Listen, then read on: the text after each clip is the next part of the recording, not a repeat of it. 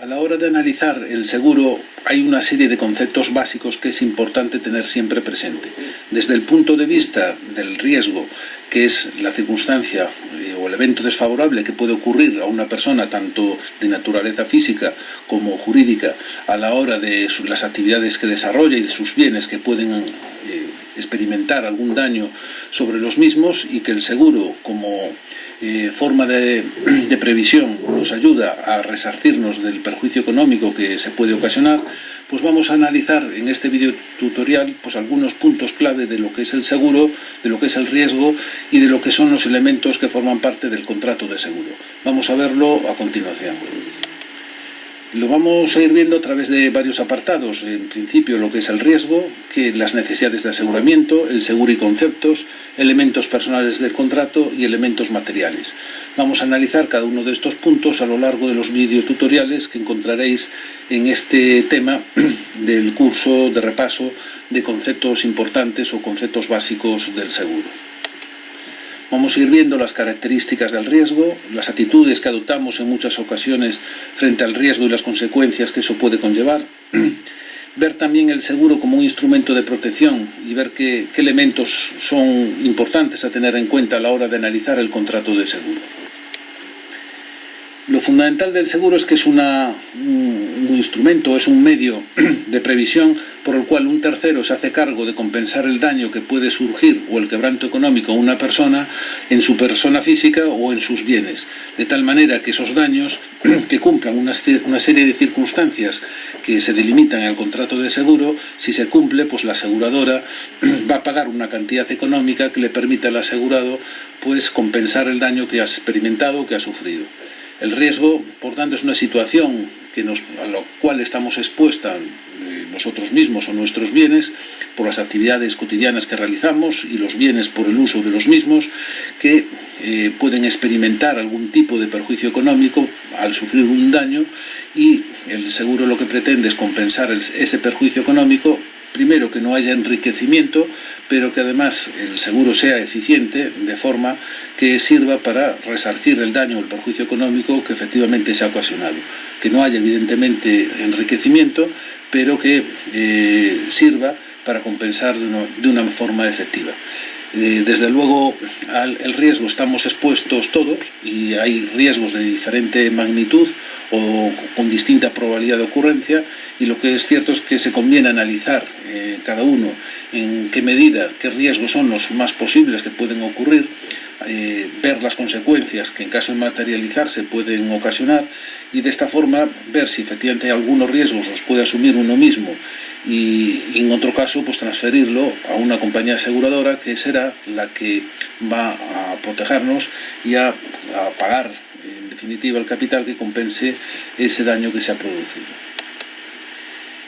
¿Qué debe cumplirse para que un riesgo sea asegurable? Efectivamente, podemos estar expuestos a muchos, pocos o innumerables tipos de riesgos dependiendo de cuáles son las circunstancias de nuestra vida cotidiana, de nuestra actividad profesional, de los bienes que tenemos, dónde se encuentran, ubicados. En fin, hay una serie de circunstancias que pueden hacer que tengamos más o menos riesgos y que sean de una naturaleza de mayor intensidad o probabilidad de ocurrencia que otros.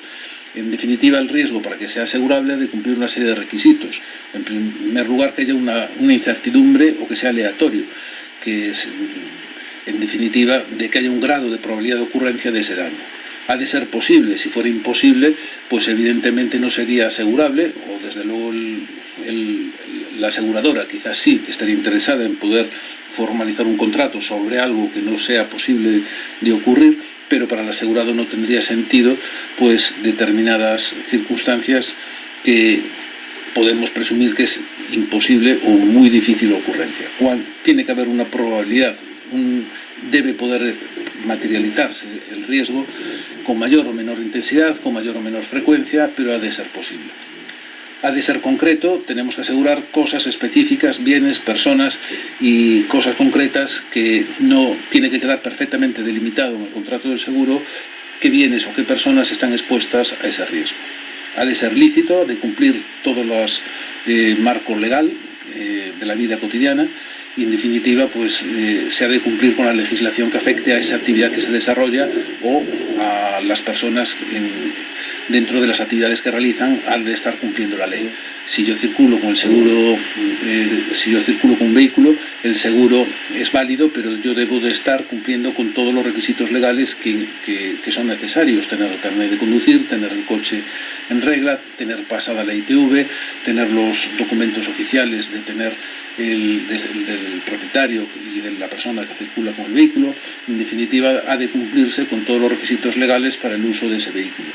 Si aseguro un transporte, una mercancía, pues evidentemente los daños que sufra esa mercancía pues están cubiertos por los daños de incendio, colisión, en fin, robo u otros complementarios, pero ha de ser mercancías que efectivamente cumplan con los requisitos legales en el transporte que se realiza. Ha de ser fortuito, es decir, no intencionado. Puede haber una negligencia, pero ha de ser accidental. No, si ha sido voluntario por la persona que está asegurada y que lo ejecuta, pues realmente no sería asegurable. Y ha de tener un contenido económico, debemos cuantificar económicamente el daño, el perjuicio, para que sea realmente asegurable y que quede perfectamente identificado en el contrato de seguro. ¿Cómo afrontamos el riesgo? Pues lo ideal sería primero identificar los riesgos, poder valorar sus posibles consecuencias en caso de que se produzcan, para poder así asumir el perjuicio o no, y una vez que lo tenemos identificado el riesgo, si somos capaces o vemos que su incidencia o su repercusión económica va a ser muy pequeña, pues quizás no nos preocupe el hecho de transferir el riesgo al seguro o a una aseguradora. Pero en aquellos casos que realmente pensemos que de producirse el daño las consecuencias pueden ser de una gran dimensión, no cabe duda que será importante poder transferir el riesgo a una aseguradora. Por tanto, lo importante o lo fundamental en un primer eslabón de esta cadena del aseguramiento es primero identificar el riesgo, ver qué posibles consecuencias en caso de materializarse puede producir, ver qué riesgos pueden ser asumidos por la propia persona y su patrimonio y cuáles no, y en definitiva aquellos que no podamos asumir nosotros, transferirlo al seguro. El seguro es un contrato mediante el cual una persona física o jurídica contrata con una aseguradora el evento desfavorable de que se materializa el riesgo para obtener una compensación económica en caso de que se llegue a producir. Es un contrato bilateral, hay dos partes, hay unos derechos y obligaciones en cada una de esas figuras y debe cumplir unos requisitos para que sea válido. El objetivo del seguro, no cabe duda que el fundamental es paliar los efectos económicos negativos de que se produzca un determinado riesgo. Tiene un espíritu indemnizatorio, dado que está preveyendo unas causas concretas, está cuantificando económicamente esas consecuencias, y si se produce el daño de acuerdo a las circunstancias que están previstas en el contrato y no incurre en alguna de las exclusiones que también estén contempladas, pues la aseguradora lo pagará. Tiene un aspecto solidario, dado que, de no ser por la presencia del seguro y como institución u organización de compensación de estos daños, sería muy difícil que encontrásemos una forma particular donde se compensasen los daños. Imaginémonos, por ejemplo, una comunidad de propietarios donde no hubiera un seguro comunitario y todos se pusieran de acuerdo que si algún día alguien sufre algún daño en su vivienda o en sus bienes, pues entre todos los vecinos se pagarían esos daños. Si no existe un seguro que sea el que se encargue de organizarlo y repartirlo, pues probablemente cuando se produjera el evento desfavorable habría reticencias de algunos de los vecinos, no estaría de acuerdo con alguna parte del sistema de compensación y en definitiva se ralentizaría o se dificultaría la compensación de ese daño. Por el instrumento del seguro, pues muchas personas que están expuestas a un riesgo parecido, común o homogéneo, están dispuestos a pagar una prima de seguro pensando que en el caso de que se produzca el riesgo que le afecte en sus bienes o a su persona, haya un tercero, que es la aseguradora, la que se haga cargo de pagar esa indemnización. Tiene un sistema compensatorio y organizado que permite o facilita que el seguro sea eficaz, y de no ser por la figura del seguro, en muchos casos sería muy complicado obtener un sistema de compensación de daños tan eficiente. ¿El seguro es la solución idónea para cubrir los riesgos a los que estamos expuestos? Pues no cabe duda que es una de las figuras fundamentales o la forma quizás idónea para poder satisfactoriamente conseguir esta finalidad. No obstante, el seguro debe estar bien hecho, es decir, no sirve por sí solo el tener el seguro. Hemos de ver que los capitales estén correctamente asegurados, que estemos analizando correctamente los riesgos, que estén las coberturas y los límites perfectamente identificados, que sepamos mantener al día los capitales y las circunstancias que afectan al seguro, estar atentos en las garantías que pueden existir novedosas, que no dejar el contrato en stand-by a lo largo del tiempo. Lo hemos contratado hace 10 años, no lo hemos revisado nunca. Puede haber circunstancias que afecten a ese contrato, a nuestros bienes, a los valores que están asegurados, a las garantías, a los límites. En definitiva, el seguro sí es la solución idónea para compensar los daños ante mucho tipo de riesgos, pero debe estar convenientemente formalizado el seguro y revisado en el tiempo. Vamos a ver a través del Silviconceptos otros puntos importantes a continuación en cuanto a conceptos fundamentales que puede ser interesante recordar desde el punto de vista de análisis del contrato de seguro. Previo al contrato hemos de informar adecuadamente a la aseguradora del riesgo. Si no lo hacemos, pues estaremos transmitiendo una información del riesgo que la aseguradora, al no conocerlo con precisión, puede darnos un precio en función de esa información que nosotros le facilitamos antes de contratarla, y si después observa de haber conocido realmente la información adecuada, el precio hubiera sido diferente, pues puede aplicar lo que imagino que recordáis que es la regla de equidad, que es parecido al infraseguro en cuanto a un capital es insuficiente, pero en cuanto a la valoración del riesgo. Si la aseguradora nos cobra menos porque le hemos informado mal de las actividades que se desarrollan o de lo que afecta al propio riesgo, puede estar cobrando una prima inferior a la que debería cobrar, y en ese caso, cuando se produce el siniestro y detecta que eso ha ocurrido, recalcula el precio del seguro con la información correcta que no tuvo al principio, y con la prima que eso tenga busca la proporción de la pagada sobre la que se debía haber pagado, y el capital lo va a compensar de esa forma. Es importante, por ello, transmitir adecuadamente la información que afecta al riesgo de una forma adecuada. Valorar los bienes también de una forma conveniente, en función al valor total de los bienes, para que el seguro esté garantizando un capital suficiente y que, como decíamos también hace un momento, no se produzca la regla proporcional por la presencia de un infraseguro. Si la aseguradora detecta que se ha producido un aseguramiento indebido por debajo de su valor, la indemnización la va a pagar en la misma proporción que el infraseguro que hayamos incurrido. Adoptar medidas de protección es fundamental, porque eso va a influir mucho en el análisis del riesgo de la aseguradora y en el precio que nos va a cobrar. Adoptar medidas de prevención o de protección va a ser significativamente importante para obtener también un seguro en mejores condiciones.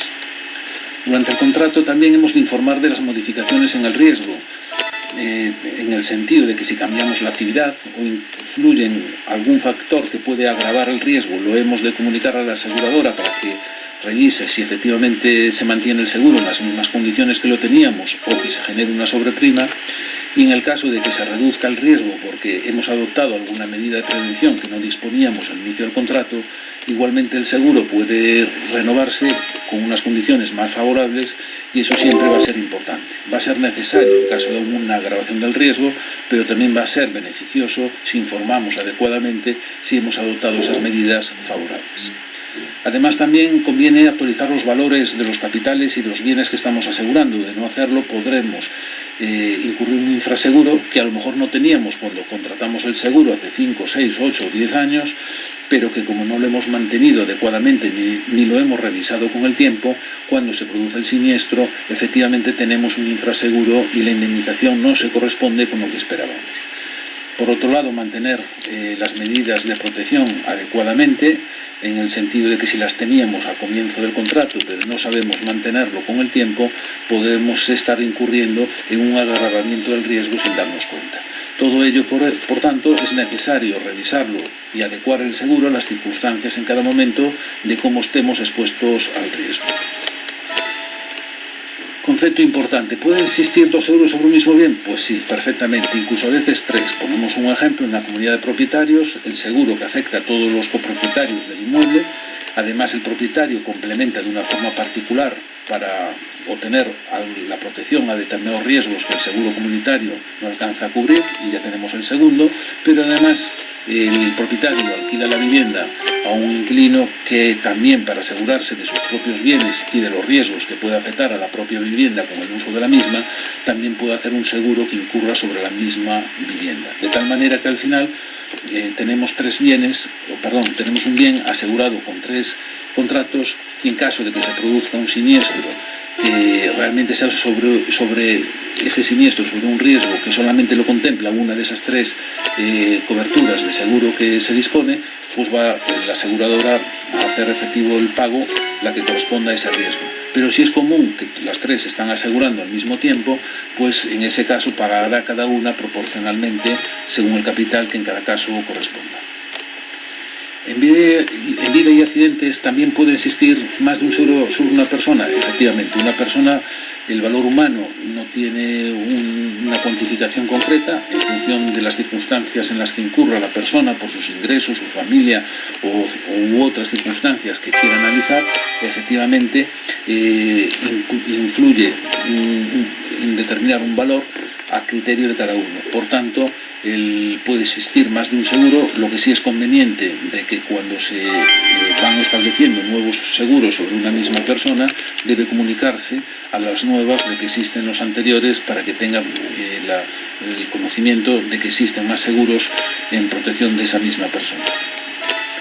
¿Cuáles son los principales seguros obligatorios? Pues el seguro de daños a los bienes en las hipotecas, el seguro de circulación de los vehículos en autos y en motos, la actividad de caza y el aseguramiento, también la pesca, los seguros de embarcaciones de recreo y deportivas por los daños que se pueden producir a terceros, en algunas comunidades autónomas el seguro de los inmuebles destinados a viviendas, la responsabilidad civil de los animales cuando son perros peligrosos, para determinadas razas o para las que son potencialmente peligrosas, así como también determinadas actividades económicas y la responsabilidad civil. Hay determinadas acciones o determinadas actividades que pueden conllevar un determinado tipo de seguro obligatorio. ¿Qué es el copago? Pues en los seguros médicos, principalmente es donde se encuentran, es el coste que repercute la aseguradora al cliente por el uso de ciertos servicios a lo largo del tiempo. Pueden existir seguros con un copago más alto, con un copago más bajo o sin copago, pero es el coste que recarga la compañía al cliente como la participación en el gasto por la gestión de ese trámite por el servicio que está recibiendo, y es la parte que asume el propio asegurado a mayores de la prima del seguro por la utilización de los servicios del propio contrato. ¿Qué es la coparticipación? Pues en el seguro comunitario de inmuebles, cuando determinadas zonas de recreo o ajardinadas son comunes a distintos inmuebles, y por tanto es la parte que corresponde a cada uno de ellos. Si se producen determinados siniestros que afectan a esas zonas comunes de varias comunidades, pues es lo que se entiende dentro de la cobertura del seguro de inmuebles como coparticipación. La franquicia puede ser absoluta y relativa. La absoluta es la más frecuente en muchos seguros, sobre todo en el de circulación de vehículos a motor, cuando tenemos un todo riesgo, que es la parte que asume el asegurado siempre cuando es por los daños propios que no hayan sido producidos por un tercero. Si no se alcanza el límite de franquicia, lo paga todo el asegurado, y la aseguradora solo paga lo que excede la franquicia. La franquicia relativa se da en algún tipo de seguro y no es más que el límite que tiene que alcanzar el daño para que la aseguradora pague. Pero la aseguradora pagará todo el daño y el asegurado no pagará nada. El asegurado solo asume si realmente no se alcanza el límite. Si yo tengo una franquicia de 100 euros y el daño es de 80, el asegurado paga los 80. Pero si se alcanza 101 euros, la compañía pagará 101. Es una franquicia relativa. En la franquicia absoluta se pagaría la aseguradora 1 euro y el asegurado los 100 euros principales.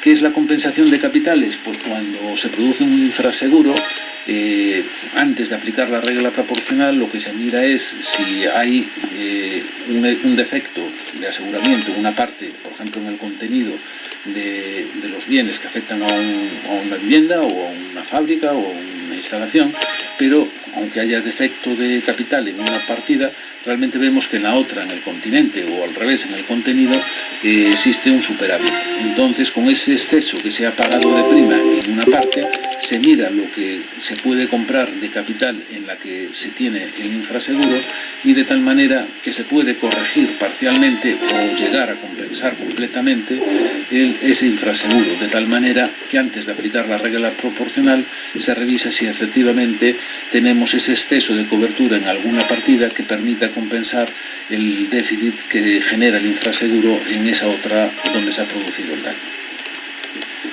La prima fraccionada o fraccionaria. La fraccionada es aquella que facilita el pago la aseguradora.